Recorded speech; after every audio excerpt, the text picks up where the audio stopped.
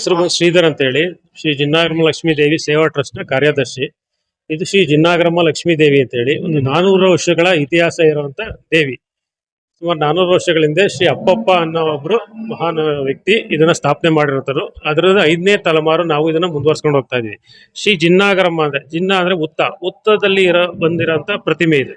ಇದರಲ್ಲಿ ಪಾರ್ವತಿ ರೂಪನೂ ಇದೆ, ಲಕ್ಷ್ಮೀ ರೂಪನೂ ಇದೆ, ಚಾಮುಂಡಿ ರೂಪನೂ ಇದೆ. ಈ ಅಮ್ಮಂದ ವಿಶೇಷತೆ ಏನು ಅಂದ್ರೆ ಇದು ಪ್ರತಿ ಮಂಗಳವಾರ ಮತ್ತೆ ಶುಕ್ರವಾರದಲ್ಲಿ ಪಟ್ಟ ಹೇಳೋದು ಅಂತ ಬರುತ್ತೆ. ಇದರಲ್ಲಿ ಯಾರೇ ಭಕ್ತರುಗಳು ಏನೇ ಕಷ್ಟ ನೋವು ಸುಖ ಏನೇ ಇದ್ರೂ ಕೇಳ್ಕೊಂಡ್ರೆ ಅದಾಗುತ್ತೆ ಅಂದ್ರೆ ಬಲಗಡೆ ತಿರುಗುತ್ತೆ, ಆಗಲ್ಲ ಅಂದ್ರೆ ಎಡ ತಿರುಗುತ್ತೆ.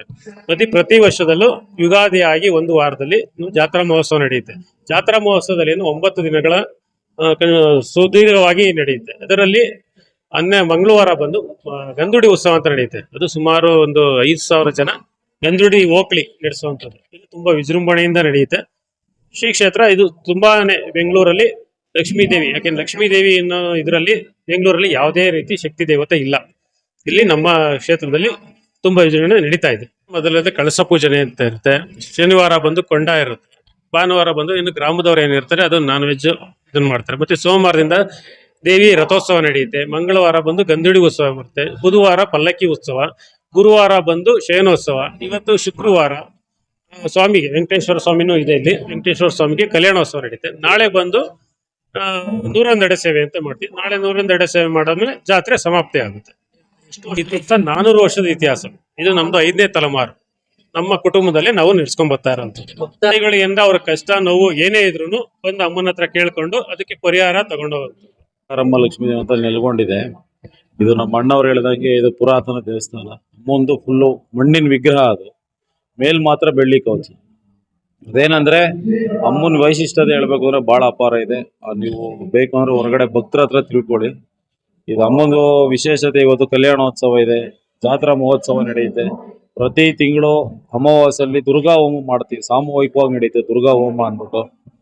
ಇದೇ ರೀತಿ ನಡೆಸ್ಕೊಂಡ್ ಬಂದಿದೀವಿ. ಪವಾಡ ಅಂತಂದ್ರೆ ಅವಾಗ ಅಪ್ಪಪ್ಪನವ್ರ ಮೂಲ ಸ್ಥಾನ ಅವ್ರು ಮಾಡಿದ್ದು. ನಮ್ಗೆ ನಮ್ಮ ಹಿರೀಕರು ಹೇಳಿರೋದೊಂದು ಇದಿದೆ. ಅವ್ರಿಗೆ ಒಂದು ಕಂಡಿರೋದು ಒಂದು ಏನಪ್ಪಾ ಅಂತಂದ್ರೆ, ಒಂದು ಅಮ್ಮ ನಾನಿಲ್ಲಿ ನಿನ್ಗೊಂದು ಅರ್ಶನ ಕುಂಕುಮದಲ್ಲಿ ಕಾಣಿಸ್ಕೊಂತೀನಿ ಅಂತ ಹೇಳಿದ್ದು. ಆ ವರ್ಷ ಕುಂಕುಮದಲ್ಲಿ ನಮ್ಮ ಮುತ್ತಾತನಾದ ಅಪ್ಪಪ್ಪನವ್ರಿಗೆ ಕಾಣಿಸ್ಕೊಂಡಿದೆ. ಅಲ್ಲಿಂದ ನಮ್ಮ ಅಪ್ಪಪ್ಪನವರಾದ್ರೆ ಅವರು ಆ ಅಮ್ಮನ್ನ ಪೂಜೆ ಮಾಡ್ಕೊಂಡು ಬೆಳೆಸ್ಕೊಂಡ್ಬಂದು ಈಗ ನಮಗ್ ಬಿಟ್ಟು ಹೋಗಿದ್ದಾರೆ. ನಾವು ಅವ್ರ ಕಾರ್ಯ ಮಾಡಿರೋದು ಮುಂದುವರ್ಸ್ಕೊಂಡು ಹೋಗ್ತಾ ಇದ್ದೀವಿ. ಅಂತ ನಮ್ದು ಬಂದು ನೆಲಮಂಗಲ ನಮ್ದು. ನಾವೇನಿಲ್ಲ ಅಂದ್ರೆ ಇಲ್ಲಿ 25 ವರ್ಷದಿಂದ ನಾವಿಲ್ಲಿ ಬರ್ತಾ ಇದ್ವಿ. ನಮ್ಗೆ ಇದು ಮನೆ ದೇವ್ರು, ಮೂಲತಃ ಮನೆ ದೇವರು. ನಾವ್ ಏನೇ ಕಾರ್ಯಕ್ರಮ ಮಾಡ್ಬೇಕಾದ್ರೂ ಇಲ್ಲಿ ಬಂದು ಮೂಲತಃ ಬಂದು ಕೇಳ್ಕೊಂಡು ಹೋಗಿ ನಾವು ಮುಂದಿನ ಕಾರ್ಯಕ್ರಮ ಮಾಡೋದು. ಇಲ್ಲಿ ಸತ್ಯ ಅಂತೂ ತುಂಬಾ ಸತ್ಯ ಇದೆ. ಈಗಂತೂ ಹೊರಗಡೆಯಿಂದ ತುಂಬಾ ಜನ ಬರ್ತಾ ಇದ್ದಾರೆ. ಇದ್ರ ಬಗ್ಗೆ ನಾವ್ ಹೇಳಕ್ ಆಗಲ್ಲ, ಯಾಕಂದ್ರೆ ಸಾರ್ವಜನಿಕರು ಹೇಳ್ಬೇಕು. ಯಾಕಂದ್ರೆ ನಾವು ಇಲ್ಲಿ ಮೂಲ ಇರೋದ್ರಿಂದ ನಾವ್ ಹೇಳಿದ್ರೆ ತಪ್ಪಾಗುತ್ತೆ. ಬೇರೆ ಜನ ಹೇಳಿದಾಗ ಅದಕ್ಕೆ ಸತ್ಯ ಬರುತ್ತೆ. ಇಲ್ಲಿ ಇವಾಗ ತುಂಬಾ ಜನ ಬರ್ತಾ ಇದ್ದಾರೆ. ಅದಕ್ಕೆ ನಾವ್ ಹೇಳಕ್ ಸಾಧ್ಯನೇ ಇಲ್ಲ. ಪ್ರತಿ ಶುಕ್ರವಾರ ಭಾನುವಾರ ಇಲ್ಲಿ ಅನ್ನದಾನನೂ ಇರುತ್ತೆ. ಪ್ರತಿ ಶುಕ್ರವಾರ ಮಂಗಳವಾರ ಇಲ್ಲಿ ದೇವ್ರನ್ನ ಇರ್ತಾರೆ. ಬಲಗಡೆ ಎಡಗಡೆ ದೇವ್ರನ್ನ ಕೇಳ್ತಾರೆ. ಒಳ್ಳೇದಾಗಂಗಿದ್ರೆ ಬಲಗಡೆ ಕೊಡುತ್ತೆ. ಏನು ಬೇಡಮ್ಮ, ಏನು ಇದು ಬೇಡ ಅಂತಂದ್ರೆ ಎಡಗಡೆ ಕೊಡುತ್ತೆ.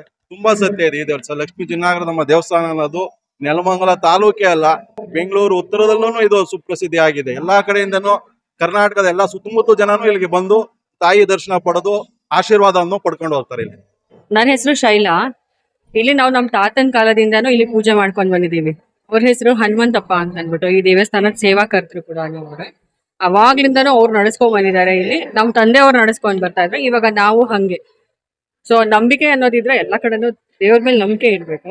ಸೊ ನಮ್ಮೆಲ್ಲ ಒಳ್ಳೇದ್ರಲ್ಲೂ ಕೆಟ್ಟದ್ರಲ್ಲೂ ಅವ್ರು ಇದಾರೆ ಅನ್ನೋದು ನಮ್ಗೆ ಗೊತ್ತಿದೆ. ಸೊ ಹಂಗಾಗಿ ನಾವು ಅವಾಗ್ಲಿಂದನೂ ಇಲ್ಲಿಗೆ ಬರ್ತಾನೆ ಇದೀವಿ.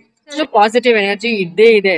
ಸೊ ನಾವು ಪ್ರತಿಯೊಂದು ಏನೇ ಒಂದು ಶುಭ ಕಾರ್ಯ ಶುರು ಮಾಡ್ಬೇಕು ಅಂದ್ರೆ ನಾವ್ ಈ ದೇವ್ರನ್ನ ಮನೆಗ್ ತಗೊಂಡೋಗಿ ಪೂಜೆ ಮಾಡಿನೇ ಪ್ರತಿಯೊಂದು ನಾವು ಸ್ಟಾರ್ಟ್ ಮಾಡಿ ಎಲ್ಲರಿಗೂ ಒಳ್ಳೇದಾಗುತ್ತೆ ಕೂಡ.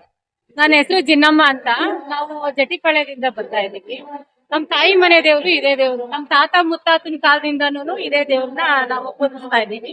ನಮ್ ಮನೆ ದೇವ್ರು ವರ್ಷನೂ ಬರ್ತೀವಿ.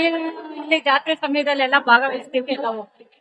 ಮತ್ತೆ ಇದರಿಂದ ತುಂಬಾ ಒಳ್ಳೇದಾಗುತ್ತೆ. ನಾವೇನೇ ಅನ್ಕೊಂಡ್ರು ಆ ಕೆಲಸ ಆಗೇ ಆಗುತ್ತೆ. ಆಮೇಲೆ ಏನಾನ ಆರ್ಕೆ ಕೊಟ್ಕೊಂಡ್ರು ಈ ಬಲಗಡೆ ಹೂವ ಕೊಡ್ತಾಳೆ.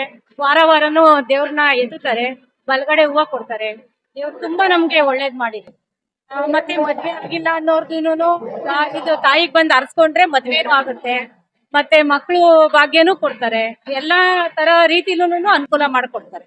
ನಮ್ ತಾತನ ಕಾಲದಿಂದ ಅಂದ್ರೆ ನಮ್ಮ ಅಪ್ಪ, ನಮ್ಮ ಅಣ್ಣಂದಿರು ಎಲ್ಲ, ನಮ್ ತಾತ ಮುತ್ತಾತ ಎಲ್ಲ ಇದೇ ದೇವ್ರು. ತುಂಬಾ ಒಳ್ಳೇದಾಗಿದೆ. ನಾವೆಲ್ಲ ಚೆನ್ನಾಗಿಟ್ಟಿದಾಳೆ ನಮ್ಮನ್ನೆಲ್ಲ. ನಾವೆಲ್ಲ ತುಂಬಾ ಚೆನ್ನಾಗಿದ್ದೀವಿ.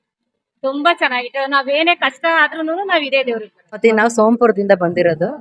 ಈ ತಾಯಿ ನಾವು ನಮ್ಮ ವಂಶದವರಿಂದ ಇದು 300 ವರ್ಷದಿಂದ ನಮ್ಮ ಮನೆ ಕಡೆಯಿಂದ ಬರ್ತಾರೆ. ನಾನ್ ಮದ್ವೆ ಆಗಿ 32 ವರ್ಷ ಆಯ್ತು. 32 ವರ್ಷದಿಂದನೂ ಈ ತಾಯಿ ದರ್ಶನ ಮಾಡ್ಕೊಂಡ್ ಬರ್ತಾ ಇದೀವಿ. ಈ ಕುಟುಂಬ, ನನ್ ಕುಟುಂಬ ಎಲ್ಲ ಉಳಿಯಕ್ಕೆ ಈ ತಾಯಿನೇ ಕಾರಣ. ನಾನು ಉಳ್ದಿರೋದು ಈ ತಾಯಿಯಿಂದನೇ. ನಾನು ಸುಮಾರು ಕಷ್ಟ ಅನುಭವಿಸಿದೀನಿ, ಆದ್ರೆ ನನ್ ಕೈ ಬಿಟ್ಟಿಲ್ಲ. ಪ್ರತಿಯೊಂದಕ್ಕೂ ನನ್ನ ಈ ತಾಯಿನ ಬಿಟ್ಟು ನಾನೇನು ಮುಂದುವರೆದಿಲ್ಲ. ಈ ತಾಯಿನ ಬಿಟ್ಟು ನಾನೇನು ನಡೆಯೋದು ಇಲ್ಲ, ನಡೆಯಕ್ ಆಗೋದು ಇಲ್ಲ. ನಾನ್ ಬೇರೆ ದೇವಸ್ಥಾನಕ್ಕೆ ಹೋದ್ರು ನಾನು ಬಿಟ್ಕೊಡಲ್ಲ ಈ ತಾಯಿ. ಈ ತಾಯಿ ಅಲ್ಲಿಗೆ ಬಂದ್ಬಿಡ್ತಾಳೆ. ಅಷ್ಟು ಶಕ್ತಿಶಾಲಿ ಐತೆ. ಪ್ರತಿಯೊಂದನು ಈ ತಾಯಿ ಮೂಲಕನೇ ನಾನು ನಡೆಯೋದು. ನನ್ನ ಮಕ್ಳು ಕುಟುಂಬ, ನನ್ನ ಮಗ ಇದು ಬನ್ನರ್ಘಟ್ಟ ಇದು ಆಂಜನೇಯ ದೇವಸ್ಥಾನ ಐತಲ್ಲ, ಕೋದಂಡರಾಮ, ಅಲ್ಲಿ ಸೂರ್ಯಮುಖಿ ಐತಲ್ಲ, ನನ್ನ ಮಗ ಇನ್ನ ಚೇಳ್ಡು. ಅವಾಗ ನನ್ ಮೈದ ಕರ್ಕೊಂಡು ಹೋಗಿದ್ದ, ಅಲ್ಲಿ ಕಲ್ಯಾಣಿ ಮುಳುಗೋಗ್ತಾ ಇದ್ದ. ಎಲ್ಲಾರು ಏನ್ ತಿಳ್ಕೊಂಡವ್ರೆ, ಈಜೋಡ್ತಾವ್ರೆ ಅಂತ ತಿಳ್ಕೊಂಡವ್ರೆ. ಅಲ್ಲಿ 3 ಜನ ಹೆಂಗಸರುಗಳು ಬಂದು ನನ್ ಮೈದನು ಮುಳುಗೋಗ್ತಾ ಇದ್ದ, ನನ್ ಮಗನು ಮುಳುಗೋಗ್ತಾ ಇದ್ದ. 3 ಜನ ಹೆಂಗಸರು ಬಂದ್ಬಿಟ್ಟು ಚೈನ್ ಹಾಕ್ಬಿಟ್ಟು ಹೇಳ್ಕೊಂಡ್ರು. ಇವತ್ ನನ್ ಮಗ ಇಂಜಿನಿಯರ್ ಆಗವ್ನೆ, ನನ್ ಮೈದನು ಚೆನ್ನಾಗವ್ನೆ, ನನ್ನ ಮಗನು ಚೆನ್ನಾಗವ್ನೆ. ನಾನ್ 2006 ಸೂಸೈಡ್ ಮಾಡ್ಕೊಂಡಿದ್ದೆ.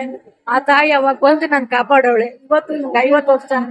ಇವತ್ತು ನಾನು ಬದುಕಿದ್ದೀನಿ ಅನ್ನೋದಕ್ಕೆ ಈ ತಾಯಿ ಕಾರಣ. ನನ್ ಗಂಡನ 2007 ಆಗೋಗ್ಬಿಡ್ತು, ನಿಮ್ ಯಜಮಾನ ಕೈಲಿ ಆಗಲ್ಲ ಬಿಡ್ರಿ, ಇನ್ನ 2 ಗಂಟೆ ನೋಡ್ಕೊಡ್ರಿ ಅಂದ್ರು. ಇದೇ ಜಗಣ, ಬಿಡಿ ಅಮ್ಮ ಅವ್ರಿಗಾಗಲ್ಲ, ಇನ್ನು 2 ಗಂಟೆ ನೋಡ್ಕೊಡ್ರಿ ಅಂದ್ರು. ಇಲ್ಲಮ್ಮ ನಮ್ಗೆ ಬೇಕೇ ಬೇಕು ನಮ್ಮ ಯಜಮಾನ ಅಂದಕ್ಕೆ ಆ ತಾಯಿ ಬಲಗಡೆ ಕೊಟ್ಬಿಟ್ಲು. ಅಮ್ಮ ನಿಮ್ ಬಗ್ಗೆ, ನಿಮ್ ಭಕ್ತಿ ಏನೋ, ಈ ತಾಯಿ ನಿಮ್ ಬಗ್ಗೆ ಏನೋ ಶಕ್ತಿ ಏನೋ ಗೊತ್ತಿಲ್ಲ, ನಿಮ್ ಬಗ್ಗೆ ನಾನು ಇನ್ನೇನು ಕೇಳಲ್ಲಮ್ಮ, ಈ ತಾಯಿ ಉಂಟು ನೀವು ಉಂಟು ಅಂತ ಜಗಣ ಹೇಳಿದ್ರು. ಅವತ್ತಿಂದ ಇವತ್ತು ನನ್ ಜಗಣ, ನಮ್ಮ ಯಜಮಾನ ಬದುಕವ್ರೆ, ಚೆನ್ನಾಗವ್ರೆ. ನನ್ ಕುಟುಂಬ ಬದುಕಿರೋದೇ ಈ ತಾಯಿಯಿಂದ.